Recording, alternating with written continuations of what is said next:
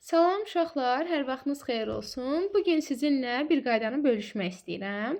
Deməli uşaqlar, biz sadə cümlədə söz sırasını keçmişik. Söz sırası nə deməkdir? Gəlin ona nəzər yetirək. Uşaqlar, cümlədə ilk olaraq birinci növbədə qeyd edin mübtəda, mübtədadan sonra tamamlıq, təyin olunanın yanında, xəbər isə cümlənin ən sonunda gələcək. Bəs xəbərin yanında hansı cümlə üzvü gəlinir deyəndə, təbii ki, zərfli olacaq, eləmi?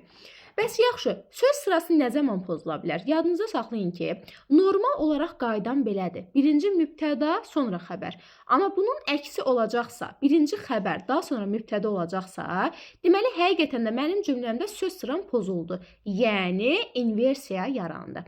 Biz inversiyanı həm ədəbiyyatçılar bilər, həm ədəbiyyatdan keçirik, həm də Azərbaycan dilindən keçirik. Xüsusən də uşaqlar Azərbaycan dilindən suallarda düşür. Yəni bunu ayırd edəsək daha yaxşı olacaq. Bundan əlavə olaraq bir dənə nümunə göstərmək istəyirəm. Böyük insanlar valideynləri üçün hər zaman uşaqdır. Baxın bu cümləyə baxaq. Uşaqdır kim? İnsanlar. Hansı insanlar və yaxud da necə insanlar? Böyük təyin.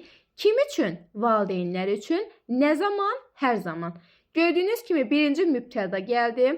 Mübtədadan əvvəl deməli təyin gələ bilər. Təyin olunanın yanında işlənir. Deməli, mübtədadan sonra tamamlıq gəldi. Zərflik də xəbərin yanında işlədi.